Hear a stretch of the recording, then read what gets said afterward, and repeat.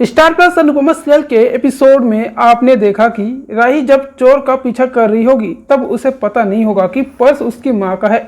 वह मटका फेंक कर चोर को मारती है और उसे पकड़ लेती है। लेकिन जब वहां पर पुलिस पहुंचती है तो उसे अपना अतीत याद आ जाता है और वहां से वो भाग जाती है। वही अनुपमा तब प्रेम का शुक्रिया अदा करती है और इसी बीच वहां पर एक शख्स आता है जो उन्हें किसी दूसरे आश्रम में ले चलने की बात कहता है। अनुपमा और अंश साथ में नए आश्रम में शिफ्ट हो जाएंगे। प्रेम भी उनके साथ यहाँ पर आ जाएगा, लेकिन अंश को यह बात खलेगी कि प्रेम इतनी जल्दी अनुपमा का भरोसा जीतने की कोशिश क्यों कर रहा है। वही माही जहाँ अनुपमा के नक्शे कदम पर चलने लगी है, वही किंजल को अब अनुपमा से नफरत हो गई है। पाखी पहले जैसे पैसों के लिए अपने पिता और भाई पर निर्भर थी, वही अब वो अपनी बेटी ईशानी की कमाई पर मजे उड़ा रही है। क्योंकि अनुपमा भारत भ्रमण पर निकली है तो ऐसे में तोसू अनु की रसोई में चीजें बिगाड़ने में लगा हुआ है। वही किस्मत की डोर धीरे धीरे प्रेम और राही यानी आध्या को करीब ला रही है। हालांकि आध्या इस बात से अनजान है कि प्रेम असल में अनुपमा को जानता है और दोनों एक दूसरे के करीब आने लगे हैं।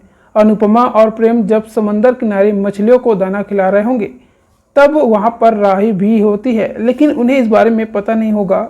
जब अनुपमा अचानक राही को देखती है तो अंश से कहती है कि उस लड़की को रोको। अनुपमा की साड़ी उलझ जाती है, इसलिए वो पीछे नहीं जा सकती और तब अंश ही पीछे जाकर उसे थैंक यू कहता है। वही अनुपमा का पोता अंश तब राही को बताता है कि उसने उसकी दादी का पर्स बचाया था, इसलिए वो उसे थैंक यू बोलने आया है। अनुपमा यह प्रार्थना कर रही होगी कि आज के दिन उसकी बेटी उसे मिल जाए, आध्या उसे मिल जाए। वही आध्या उसे मिल भी जाती है, लेकिन इत्तेफाक से ऐसा बनता है कि दोनों एक दूसरे के चेहरे नहीं देख पाते हैं। कहानी में अब आगे दिखाया गया है कि अनुपमा और आध्या एक दूसरे को देख लेंगे, लेकिन वहां अपनी माँ को देखते ही घबरा कर भागने लगती है। अब दोनों को पता चल जाता है कि वो एक ही शहर में हैं। अब ऐसे में देखना होगा कि सीरियल अनुपमा के आगे एपिसोड में क्या होगा। तो आगे अपडेट के लिए चैनल पर बने रहिएगा। इसका आगे जो भी अपडेट होगा मैं आप लोगों के सामने लाऊंगा।